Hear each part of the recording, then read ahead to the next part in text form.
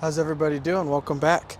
So I've got a couple hours of daylight left and I need to change the oil on my silver truck. I've got my silver truck set up, really easy to do that. We'll run through it. Okay guys, so this here is the water fuel separator. It serves two purposes.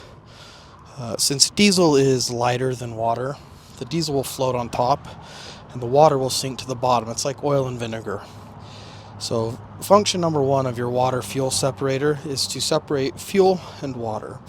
And then the secondary function is, of course, this filter right here. So we're going to go ahead and change this. Once the fuel level reaches up to the paper, it's time for it to go. So I've got about 14,000 miles on this service, and it's time for me to change not only all my this filter and that filter, but also do my oil. So we're going to do that. I prefer to use only Fleet Guard product. Every time I've ever used, Fleet Guard is owned by Cummins. Anytime I've ever used anybody else's stuff, I've always had a really big problem with just poor performance, bad quality. And I don't have a lot of time for bad quality and poor performance in this line of work. So step number one is to loosen this cap up here on top. And I usually just put it hand tight, just like that. Now the next thing I'm going to do is I need to drain the fuel and the water out of this. So the first little bit of fuel that comes out of this is going to be really dirty. So I'll just go ahead and drain it out so I can show you. That's all the grit and the dirt and the whatever's in the fuel tanks and some water at the bottom that comes out of these. And then the rest of this fuel, I'm not going to go all the way down. I'm just going to drain this down till it's one good cup right there, and then I'm just going to go ahead and walk this and drain the rest of this. Dump this cup into my fuel tank real quick. Now that I've got this drained down, it's just below right here. This is a fuel filter wrench made by Davco. This fuel water separator, the manufacturer is called Davco as well. So it's got a bunch of teeth around this, and we got teeth here on this plastic ring. So we're just going to go ahead and put this on, squish it down, or get it on there. And just slowly unscrew it. As the truck has gotten a little older, this plastic ring has gotten a little more stiff, and I do need to buy a new one and replace it.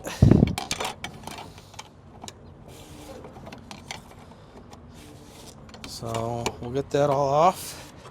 Okay. One thing to note, if you do this yourself, do not drop this.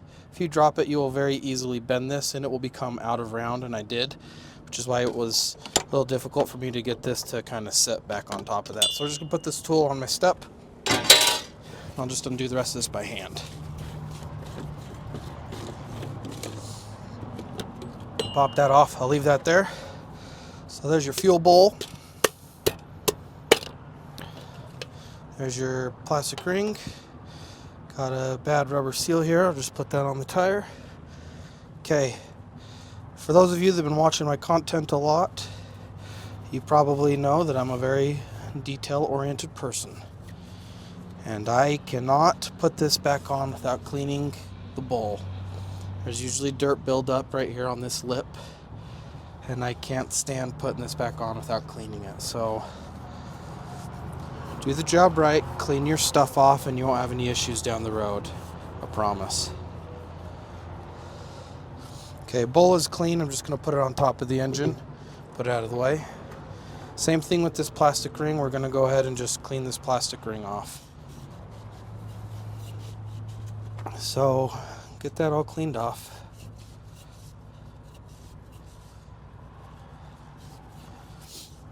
Okay, that's clean. I'm going to put this on top of my engine as well. Don't just yank this off. You can see it's black. So before I take that off, it's just black with all the dirt and everything. So here's the new one. You open this bag up.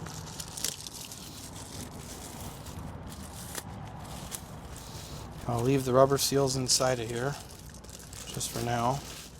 But that's the difference. That's a clean separator filter, and that's a dirty separator filter. If you carry these around with you like I do, you do want to make sure that you haven't worn a hole or anything through this fibrous medium here, which I have not. So it's in good condition. Just going to slowly twist this off to the side in case any diesel's in it. I'll just set this on the ground now that it's empty. We're just going to slowly pull this one off.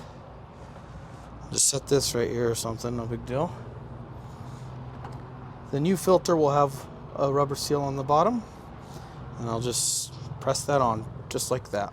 And go ahead and take the new plastic ring. We're just going to kind of dip right here on the side, get a little diesel on it, so it creates a nice kind of wet seal, and that's really easy. Don't drop it in the dirt, obviously. Just hold it like this and press it on there. When you put this on, you want to make sure you don't roll it. Just kind of press it down like this. And we'll set that on. Go ahead and grab the ring. Put the ring over.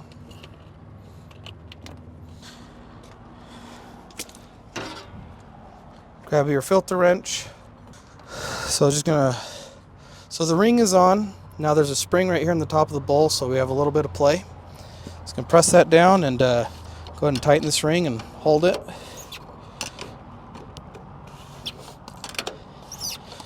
Take this as tight as you can.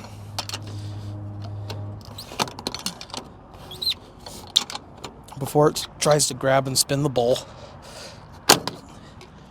Then when it tries to spin the bowl, then I just go a little bit more. Nice and tight. Now, these Cummins X15 engines, the fuel pump is designed to draw fuel directly from the fuel tanks into the water separator and then pump it right into your block filter. On a Cummins X15, there is absolutely no reason to pre-fill this filter or that filter. Let the engine do its job. Any Cummins rep will tell you this.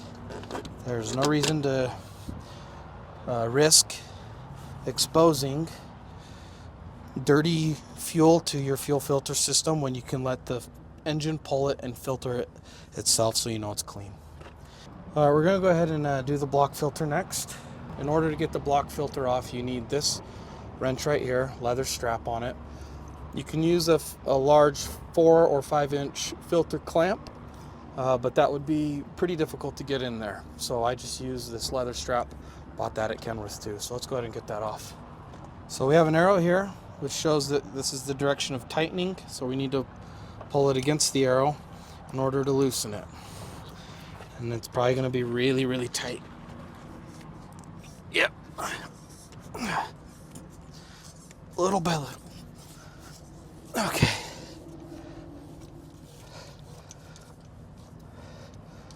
All right, got that loose. I'm gonna go ahead and pull this off. And I do this every 15 to 20,000 miles.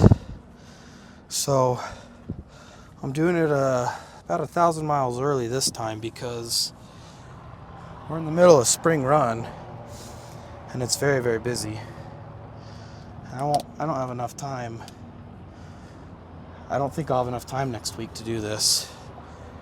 Okay, so this is full of fuel, obviously.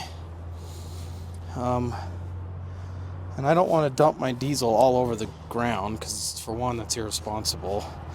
And two, I don't want to waste my fuel. It's flipping expensive. So what I'm going to do is unscrew this.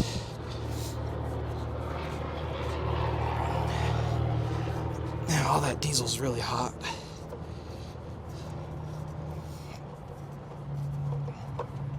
Okay, I can feel it coming off. Just gonna grab that, very carefully hold it like this.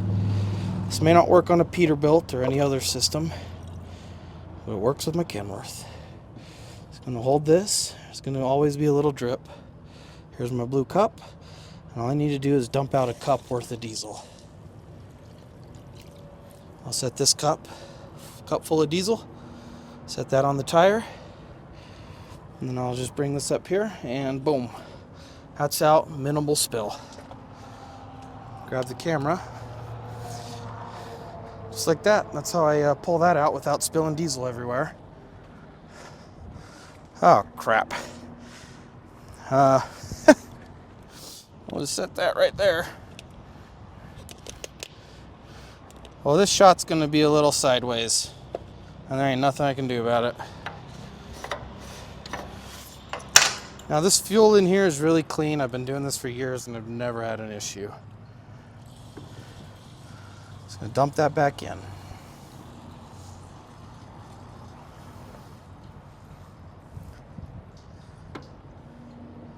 Okay, let me go grab that cup, which is just right here on my tire.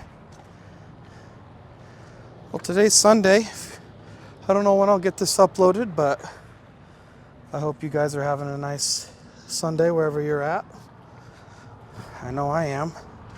I just got washed out, but I didn't record it. If you like the washout videos, I'm sorry. I haven't been recording any of the washout videos because there's a TikTok account that has been stealing and re-uploading my content. And every time I post a washout video, they take it, speed up the clips, shorten it, and then repost it as their own. And they've gotten maybe 25, 26 million views stealing my content. So that is why I've not been posting washout videos. Maybe I will. Again, I don't know. So let's go ahead and put the new filter here on the block, yeah? And this is a Cummins X15, my friends. I had a new engine put in last summer.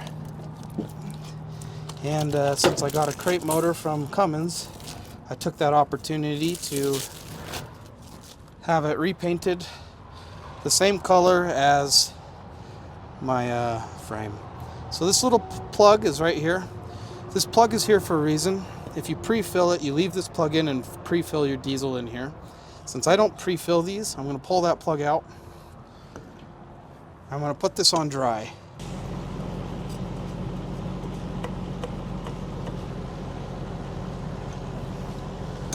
Okay.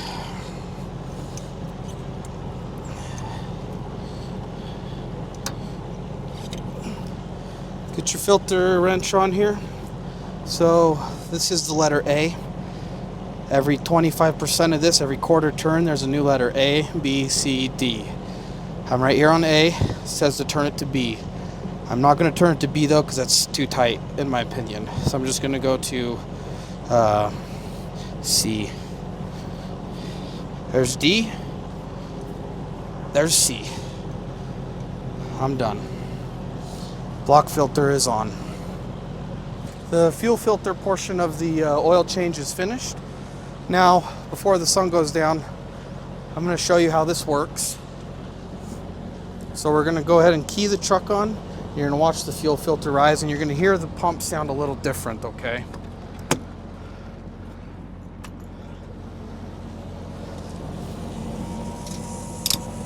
So that's the pump pumping. Pump's right down there. And there's your fuel. Here it comes. Bingo. You want to make sure there's no bubbles or anything like that, which there isn't. I'll wait for the pump to stop cycling. I usually do this 3 times, but I won't do all 3 with you guys. I'll just do it once to show you before I start this. And then your fuel levels will drop a little bit as the vacuum pressure is not as strong from the pump. Okay, I'm going to key my truck off and we're going to move over and do the oil, all right? So instead of having to drain out this, undo this oil plug here, I have a special a valve here that you just lift up this lever and then you can unscrew it and drain out the oil. I buy the oil in 2.5 gallons. You can do the oil in just a 1 gallon. So we'll just go ahead and unscrew the cap just like that. Set that on the leaf spring and it's as simple as this. There it goes.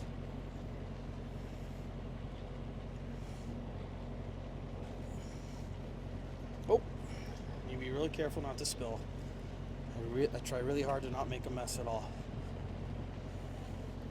So we're just gonna let that go ahead and drain. This Cummins takes 11 gallons. I've probably burned a half gallon, and there's another gallon sitting somewhere else in it. So I've got 10 gallons of bottles, and that should be plenty. And then I just feel here on the side. So we're just gonna go ahead and check back in when this thing is full. All right. Okay, I got one full of oil. So I'm just gonna go ahead and fill up the rest of these, and I'll check back in with you when I'm done.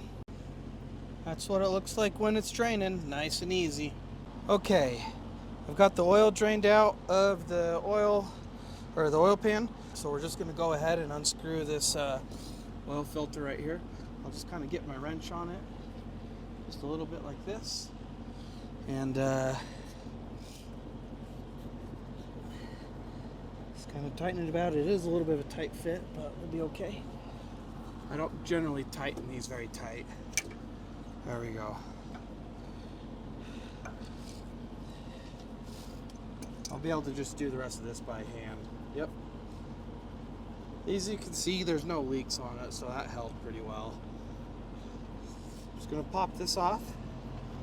I'm gonna go ahead and just drain this into my oil bottles real quick. It's a pain in the butt to get the camera set, so I'm just gonna leave the camera. Got my next filter. I'm gonna very carefully wiggle it up there without getting any dirt in it. I can see it from the top. Perfect. Sometimes it takes a second to find the threads on these. There we go. Okay. I'm gonna go hand tight, grab my wrench,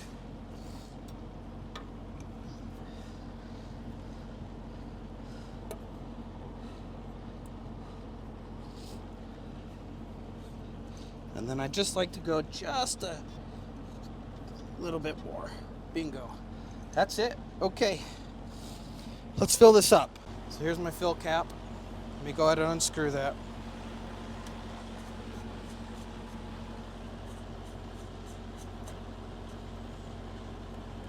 Undo that. PDI does make an extended cap that comes all the way up out of here. But since I don't have that on here, I'm just going to use a plastic funnel that I've cut to length, and we'll just go ahead and fill this motor up right now.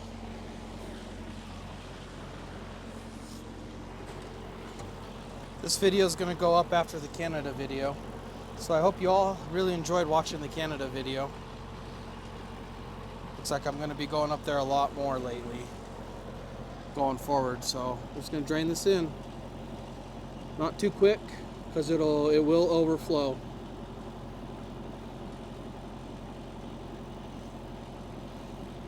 And this is how I do my oil changes over the road. Nice and simple. And then I keep these old bottles, and this is what I drain the oil into in the old bottles, and I buy new ones. Nice, easy, smooth process. 2.5 gallons done.